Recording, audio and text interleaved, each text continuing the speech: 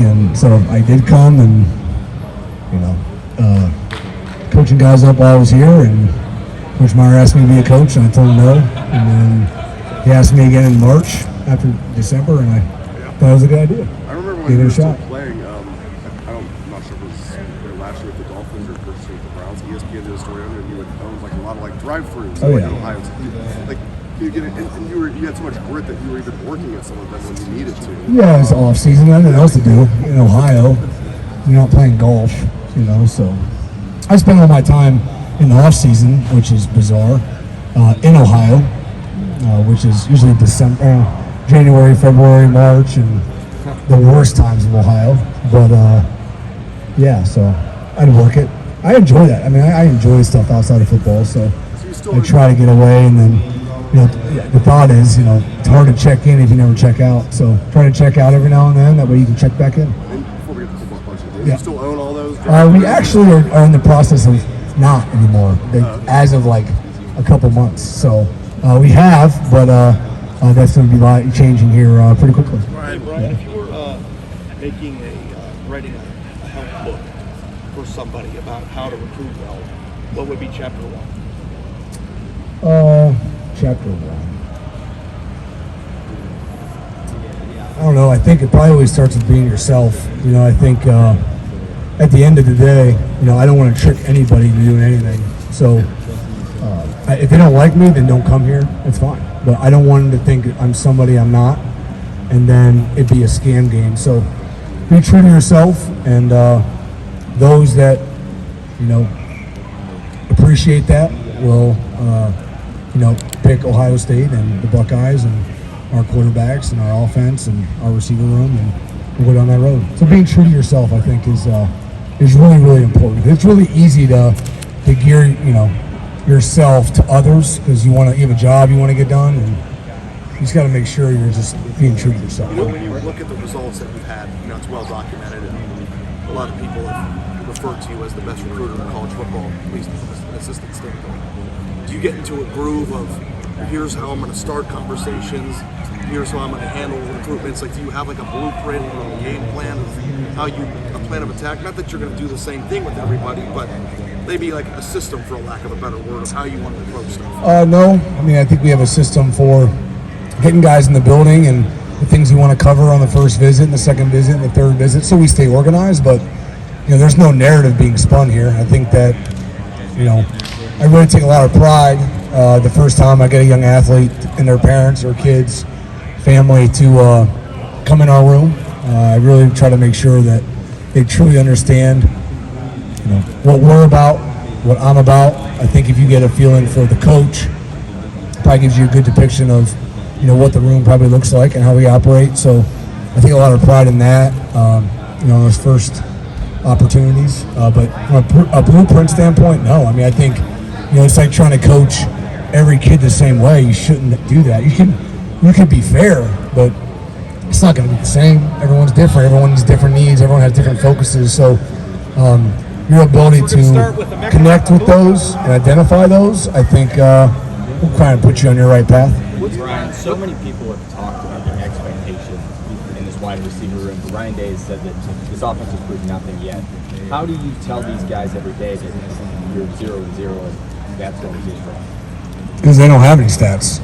So, I think Jackson does and CJ does, but everyone else outside doesn't. And they know that. But, I mean, we don't have to tell them. They were identified as the right young men early in recruiting, and the kind of guys we have on our team, in our receiver room, in our quarterback room, and whatever it is, they all understand that philosophy. I mean, it's not about what you've done; it's about what you should do and what you're going to do.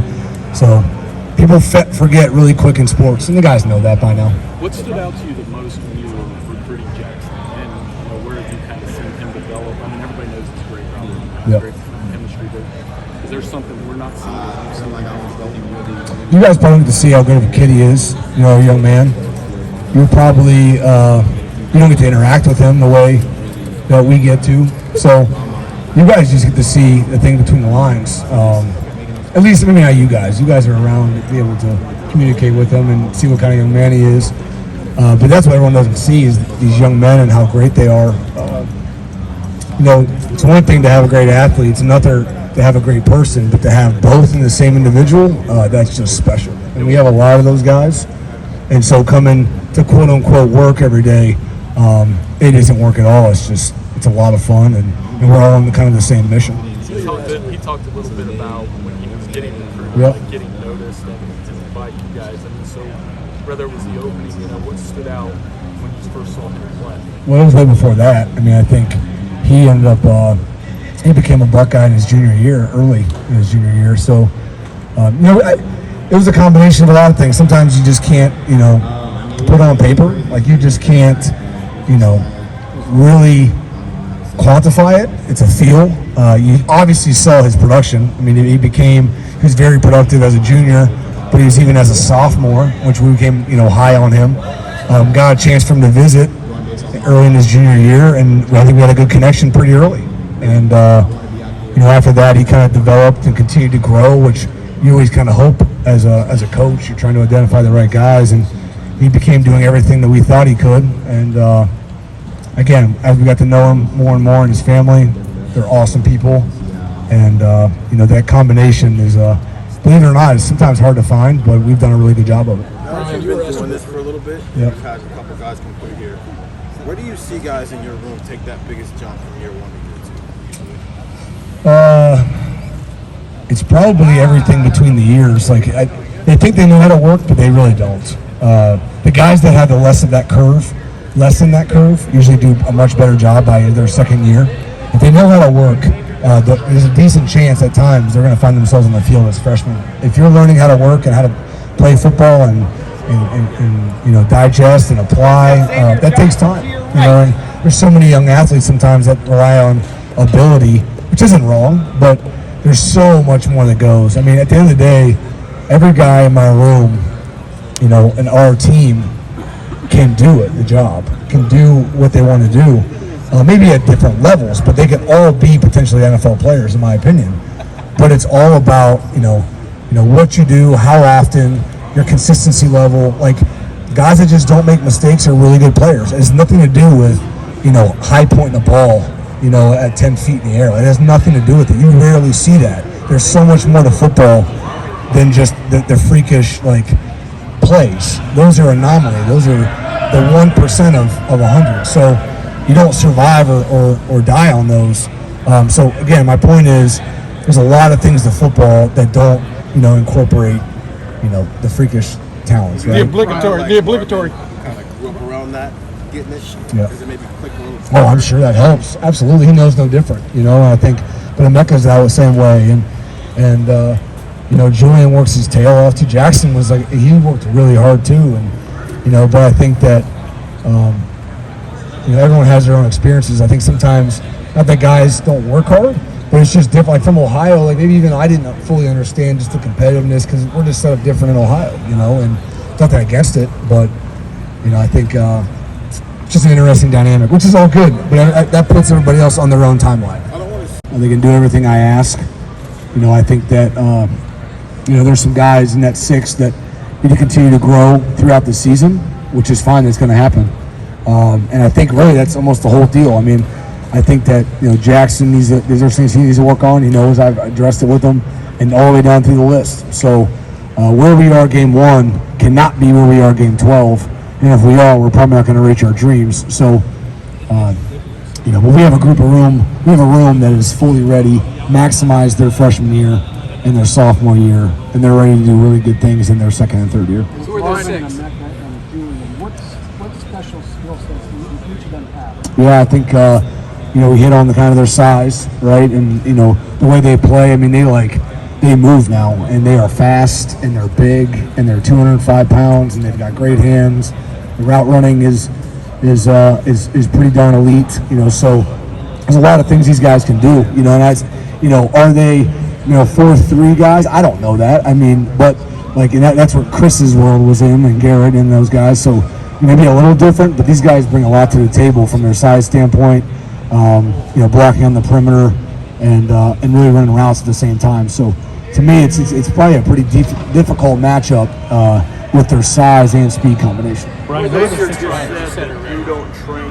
You train you train every receiver to play every spot. Yep. That must give you incredible versatility. Oh, it does, and they've done it. So, absolutely, you guys will see all that. I mean, I think that every guy knows every spot.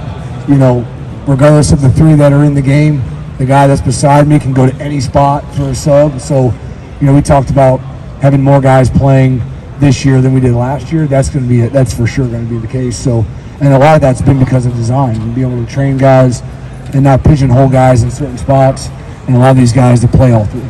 And the defense has. Yeah, I mean, they'll be lining everywhere. Brian, who are those 6? Jackson, Julian, Marvin, Mecca, Xavier Johnson, and Jaden Ballard.